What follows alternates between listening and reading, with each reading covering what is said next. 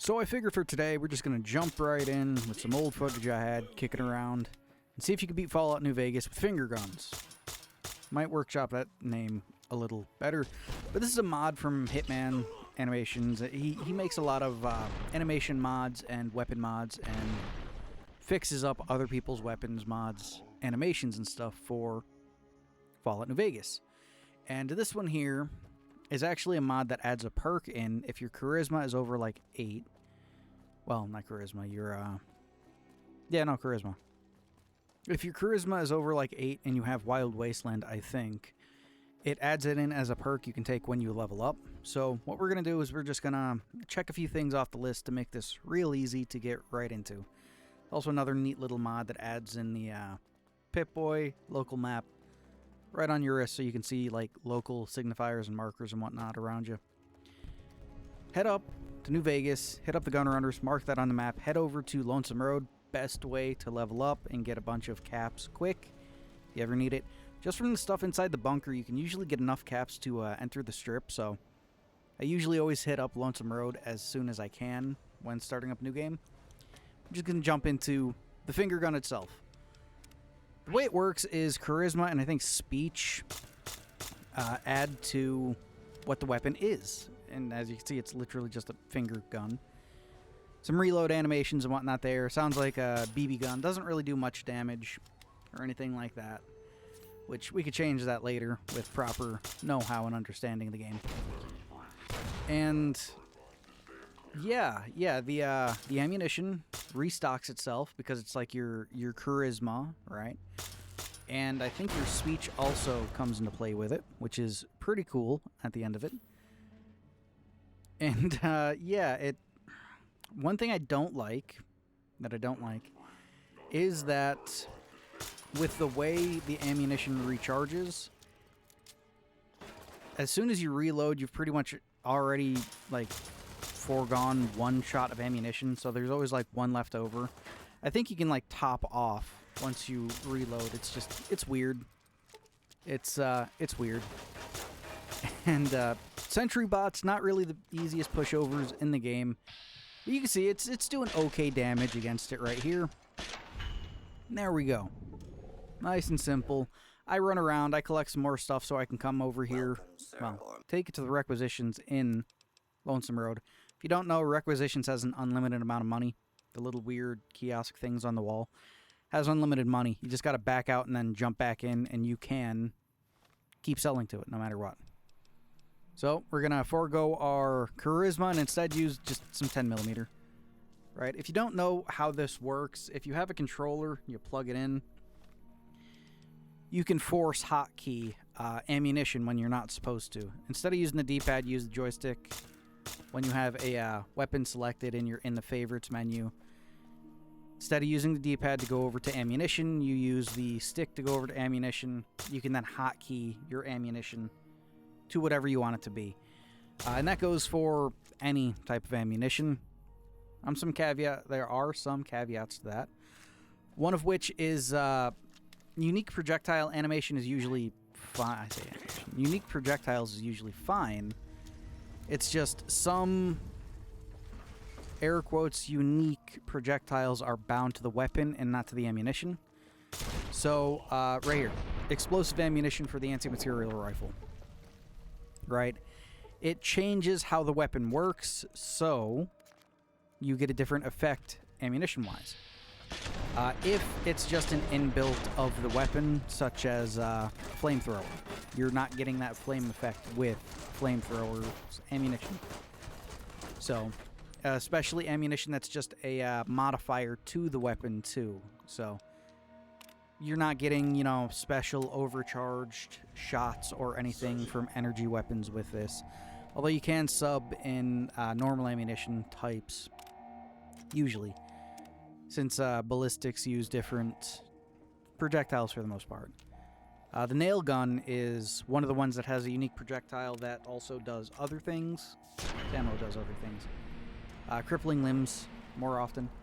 Which is just always something to keep in your back pocket whenever doing a challenge run there. So, head back out. you can see we're just blitzing this here. This run didn't take long. I did it on stream like a month or so ago, back before I started having tech issues. It was a fun little run. I had fun with it. People to drop by had fun with it. So, plug in Yes Man into the computer here, because the Yes Man run is usually the quickest. All you got to do is run around and talk to a couple of people. Over to the Gamora, talk to the receptionist here. You can usually get enough information just walking in here saying you don't want to bother with these guys, which is what I did. After that, over to the Ultra Lux, or Luxor, whatever it is in this game. Talk to Mortimer. That usually satisfies that prerequisite. After that, I decided to go grind out some more caps so I can get some more exotic ammunitions for my gun. And that takes me back to Lonesome Road, because every marked man set of armor is worth a lot of money, even when your barter skill is super low. I think the lowest I've ever been able to sell it for is like 500 caps each, which isn't bad when you could just grind out all the marked man locations you want to get as many sets of armor as you want. There's also a bunch of them just sitting for free up in the missile silo, along with a couple of arc welders and some Bowie knives. Always great to have. So, take out some marked men.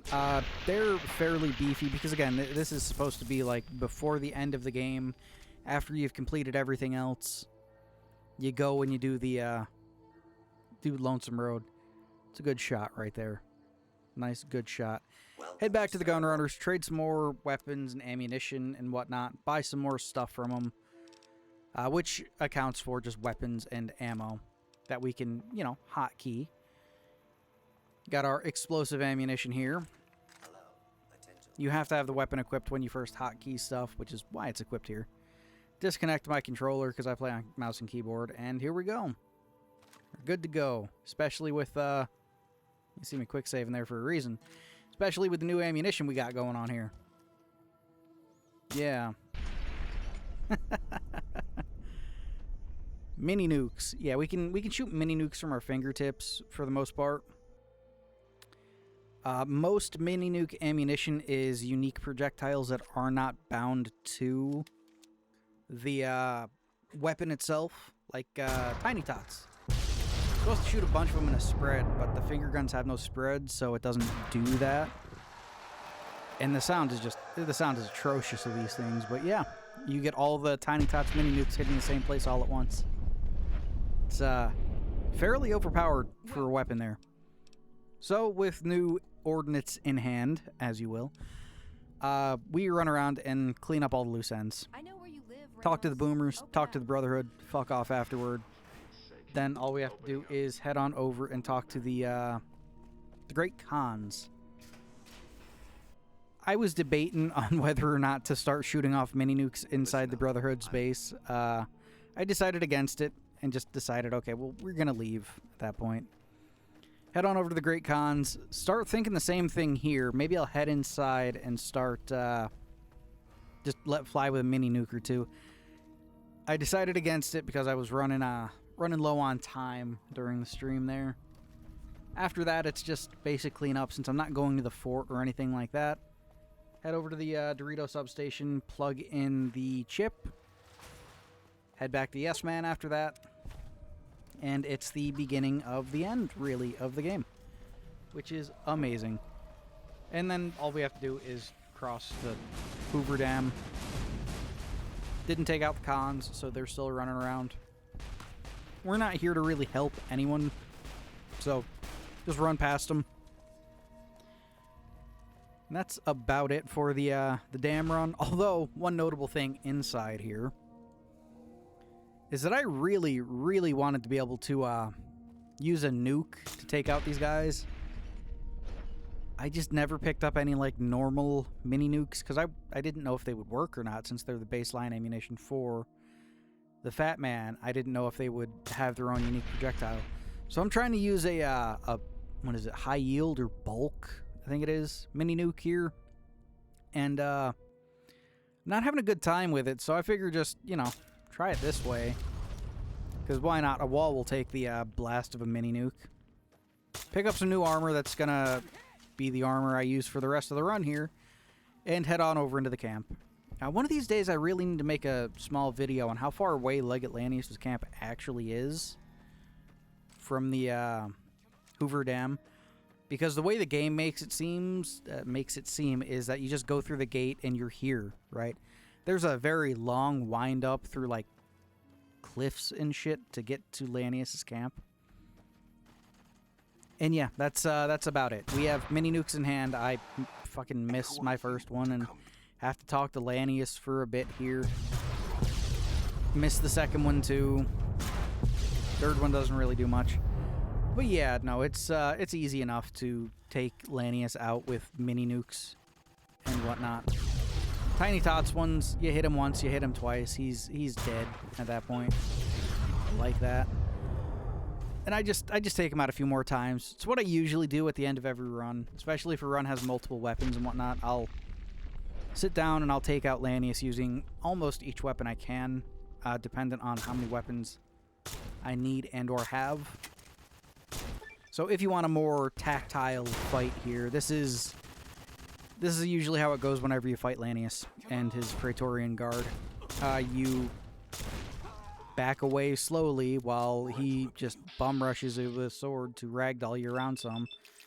Take out some of his guards, more spawn in. Take out some of his guards, more spawn in. Get him down low enough on health, he runs away to heal. And then he'll just come back at you again. Sometimes he resets by running back up to the top where he spawns in. Sometimes he doesn't. He does have a gun that he uses sometimes, along with incendiary grenades. And yeah, that's about all Lanius does at that point. Right there, throwing grenades and stuff. It's weird. I don't know. This boss fight has always been kind of lackluster to me.